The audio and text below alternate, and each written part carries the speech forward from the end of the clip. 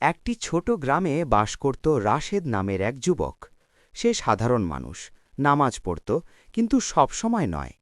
মাঝে মাঝে ভাবত, কিয়ামত কি সত্যিই আসবে? একদিন সকালে সে বাজারে যাচ্ছিল। আকাশ পরিষ্কার, পাখির ডাক, সবকিছু স্বাভাবিক। হঠাৎ আকাশে ভয়ঙ্কর শব্দ হল। মনে হলো যেন পৃথিবী কেঁপে উঠছে। মানুষ আতঙ্কে চারদিকে তাকাতে লাগল। রাশেদ ভয়ে বলল, এটা কি, কিয়ামতের শুরু? হঠাৎ আকাশ ফেটে যাওয়ার মতো দৃশ্য দেখা গেল। সূর্য অদ্ভুতভাবে কালো হয়ে গেল। পাহাড়গুলো ভেঙে পড়তে শুরু করল। মানুষ চিৎকার করতে লাগল, আল্লাহ, আমাদের বাঁচাও! মানুষ দৌড়াতে লাগল। কেউ তার সন্তানকে খুঁজছে, কেউ তার মা বাবাকে ডাকছে। কিন্তু সেই ভয়ঙ্কর মুহূর্তে কেউ কাউকে সাহায্য করতে পারছিল না। হঠাৎ ফেরেশতা ইসরাফিল শিঙ্গা ফুঁকলেন। সেই শব্দে পৃথিবীর সব কিছু থেমে গেল। মানুষ, পশু, গাছ সব কিছু ধ্বংস হয়ে গেল। পুরো পৃথিবী নিস্তব্ধ হয়ে গেল।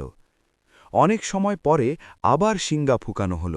মানুষ কবর থেকে উঠে দাঁড়াতে লাগল। রাশেদও কবর থেকে উঠে অবাক হয়ে চারদিকে তাকাল। সে বুঝতে পারল, আজ কিয়ামতের দিন। সব মানুষকে এক বিশাল মাঠে জড়ো করা হল। সেই মাঠকে বলা হয় হাসার। সূর্য খুব কাছে চলে এসেছে। মানুষ ঘামে ডুবে যাচ্ছে। প্রত্যেক মানুষকে তার আমলের বই দেওয়া হচ্ছে। কেউ ডান হাতে পাচ্ছে, কেউ বাম হাতে। রাশেদ ভয়ে কাঁপতে লাগল। সে আল্লাহর কাছে দোয়া করতে লাগল, হে আল্লাহ, আমাকে ক্ষমা করুন। তার জীবনের সব কাজ দেখানো হল।